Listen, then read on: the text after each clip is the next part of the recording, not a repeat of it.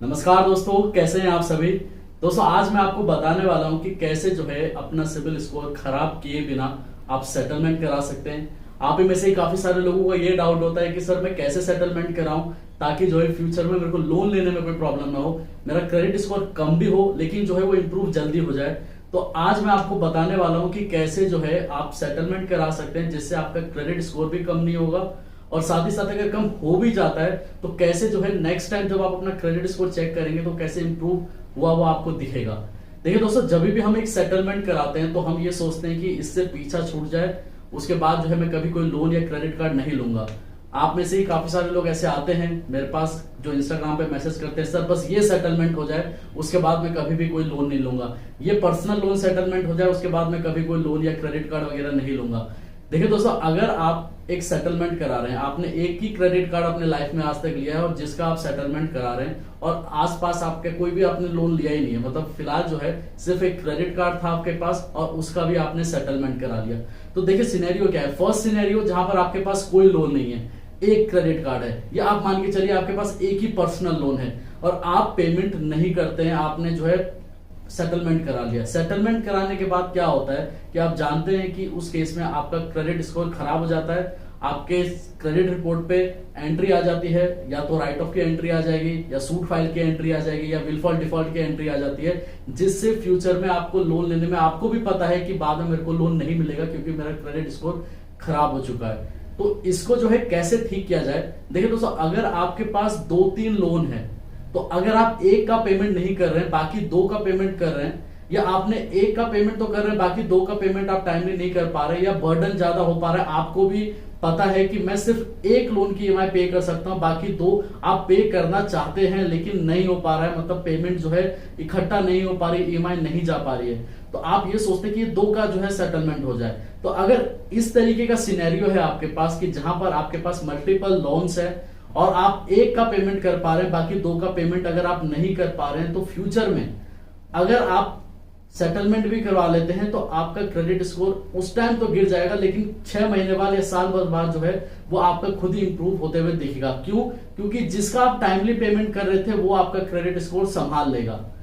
अगर आपके पास कोई लोन है ही नहीं, ना ही कोई क्रेडिट कार्ड है, सिर्फ एक किसी भी तरीके का कोई छोटा मोटा फाइनेंस कराया था आपने, उसका भी सेटलमेंट करा लिया और कोई आपके पास ना लोन है ना क्रेडिट कार्ड है, एक इलेक्ट्रॉनिक आइटम आपने मतलब मान के चलिए आपने मोबाइल परचेज किया था और मोबाइल को ईएमआई आप टाइम में पेमेंट नहीं करा, आपने उसका भी सेटलमेंट करा लिया, तो वहां पर आपका जो क्रेडिट स्कोर है वो फ्रीज हो जाता है क्योंकि अब आपके पास कोई लोन नहीं है, जो भी लोन था उसका भी आपने सेटलमेंट करा लिया, ना ही आपके पास अभी कोई पर्सनल लोन है ना ही आपके पास क्रेडिट कार्ड है, जिससे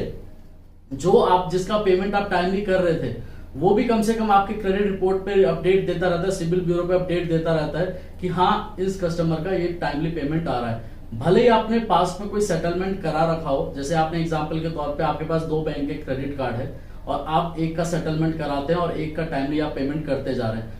जिस टाइम आपने सेटलमेंट कराया होगा उसके 3-4 महीने तो आपका क्रेडिट स्कोर काफी डाउन हो गया होगा, लेकिन जो आप टाइमली पेमेंट करते जा रहे हैं वो आपका क्रेडिट स्कोर संभाल लेगा। मतलब मोटा मोटी बात यहाँ पर यह है कि अगर आपके पास मल्टीपल लोन्स हैं और अगर आप एक का सेटलमेंट करा लेते हैं बाकी का टाइमली पेमेंट कर रहे हैं तो वो आपका क्रेडिट स्कोर संभाल लेगा।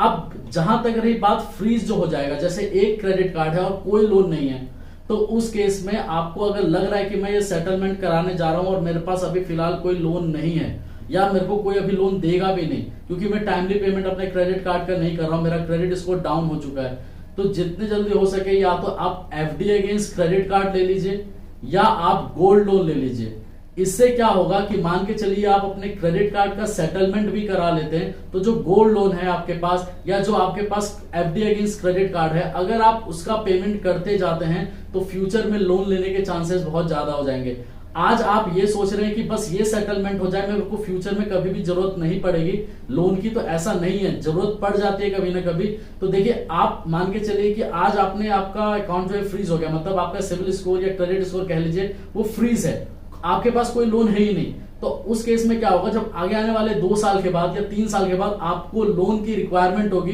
तो वहां पर उस टाइम पे आपको पता चलेगा कि आपका क्रेडिट स्कोर इतना खराब हो चुका है कि कोई आपको लोन नहीं दे रहा। तो इसलिए जो है जब भी आपका एक ही लोन या एक ही क्रेडिट कार्ड है और जिसका आप सेटलमेंट करा रहे हैं और आपके पास दूसरा कोई ऑप्शन नहीं है, मतलब दूसरा कोई लोन नहीं है, तो अगर आपने सेटलमेंट कराने का सोच ही लिया है तो या तो एफडी अगेंस्ट क्रेडिट कार्ड या आप गोल्ड लोन ले लीजिए, ताकि 2 साल के बाद या 3 साल के बाद अगर जब भी आप लोन की रिक्वायरमेंट आपको पड़ेगी तो कम से कम आपका क्रेडिट स्कोर तब तक सुधर जाएगा। नहीं तो उस टाइम पे जब आपको लोन की रिक्वायरमेंट ज्यादा होगी तो उस टाइम में आप क्या सोचेंगे कि मैं अपना क्रेडिट स्कोर कैसे सही करूं। तो इसलिए जो है पहले ही अपना क्रेडिट स्कोर क्यों ना सही कर दिया जाए, ताकि फ्यूचर में लोन लेने में कोई प्रॉब्लम ना हो। जैसे ही आप सेटलमेंट कराते हैं, आपने सेटलमेंट कराया या आप सेटलमेंट कराने वाले हैं, अगर पहले आप सेटलमेंट कराने वाले हैं, मान के चलिए कि आप 1 महीने के बाद आप सेटलमेंट कराने का सोच रहे हैं, सेटलमेंट होने वाला है, तो उससे पहले आप गोल्ड लोन ले लीजिए, ताकि जो है फ्यूचर में आपको कोई प्रॉब्लम ना हो, वो आपका क्रेडिट स्कोर संभाल लेगा। और जहां तक रही बात की ईएमआई कब तक पे करें,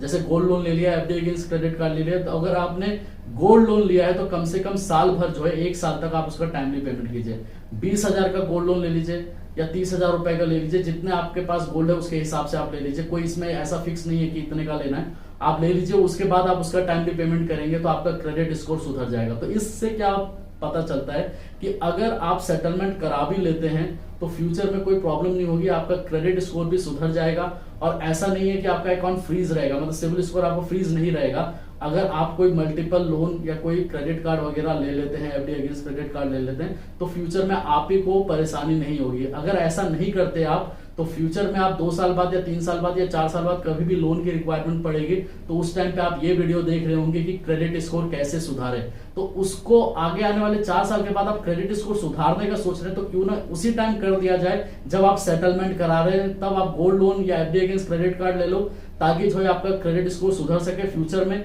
अगर आपके पास मल्टीपल्स लोन है और एक का आप पेमेंट नहीं कर पा रहे तो कोई बात नहीं, बाकी के जो पेमेंट आप कर रहे हैं वो आपका क्रेडिट स्कोर संभाल लेगा। इसके अलावा जो है कोई भी डाउट हो तो आप वीडियो के नीचे कमेंट कीजिए, मैं आपको 110% रिप्लाई दूंगा। इंस्टाग्राम पे बहुत ही लोग मेरे को मैसेज करते हैं, तो 100 में से 10 ही लोगों का मैं मैसेज का रिप्लाई दे पाता हूं। तो इसलिए जो है कुछ टाइम के बाद मैं नंबर भी प्रोवाइड कराऊंगा, ताकि जो है डायरेक्टली आप मेरे को कॉन्टेक्ट कर पाए। ठीक है दोस्तों, धन्यवाद।